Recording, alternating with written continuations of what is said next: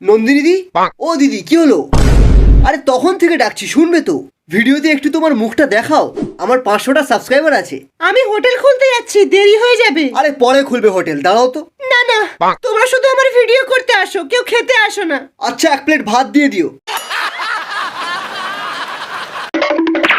আরে একটু দাঁড়া, আজ ব্লগ বানিয়েই বাড়ি যাবো। আমি নন্দিনীদের ফ্যান, আমার দিদিকে বিরক্ত করেছে। 1 2 3 4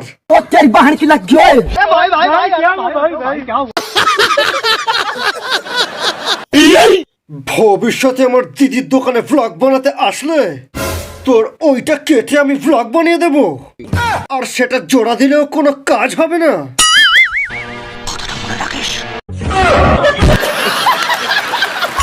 তুমি ভ্লগারদের ভিডিও বানাতে দিচ্ছ না কেন? ভিডিও বানাতে গেলে আমার হোটেলকে চালাবে। শুনেছি তোমাকে নিয়ে যারা ভিডিও বানাচ্ছে তাদের অনেক ভিউজ হচ্ছে। আপনিও বুঝি ভিডিও বানাতেই এসেছেন?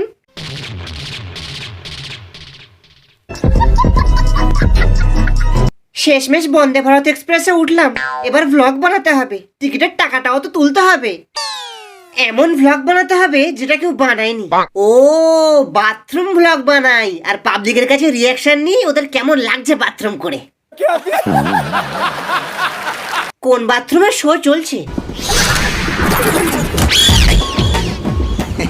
বলছি ম্যাডাম, আপনার কেমন লাগলো বাথরুম করে?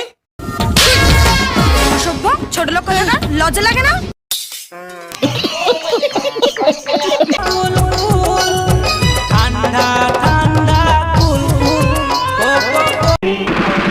বন্ধ করে এই গানটা, এই গানটা শুনলেই আমার ঠান্ডা লেগে যাচ্ছে। বিয়ের আগে তো কত বলতিস তুমি আমায় সাবান মাখিয়ে দেবে, আমার মাথা মুছে দেবে, এখন ঠান্ডা জলে এত ভয়।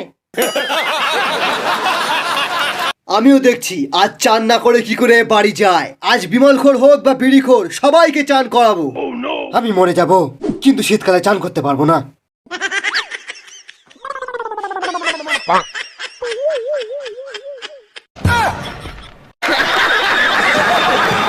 আয়না চলে দরজা খুলে লাগিছে প্রেমের চৈত্র সেল।